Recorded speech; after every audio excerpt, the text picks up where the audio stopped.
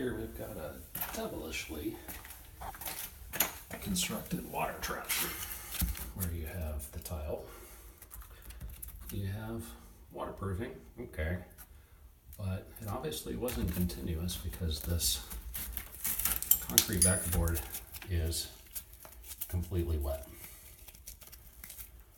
I mean, it's just falling apart because you've got this layer of plastic, which it is good to have a vapor barrier, but only if you put it in the right place. Look at this moisture. It's just, the shower hasn't been used in weeks, and it's just sitting there. And of course, that causes a slide drywall, which is here. I don't know, because. And then you've got this,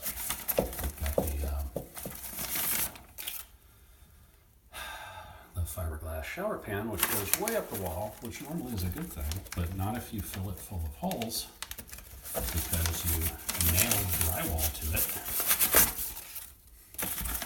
And then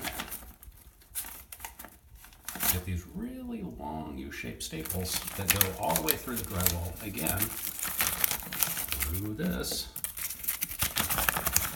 Put up this plastic just to trap the moisture. I mean, look, you can just see the droplets here. And again, the shower hasn't been used in weeks, and it's still wet because there was nowhere for the water to go once the vapor got there. Idiots.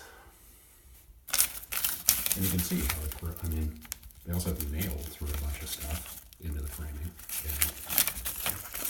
And the nails are all corroded because they were moisture outlets.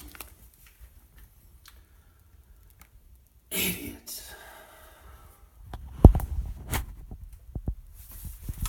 Way to go.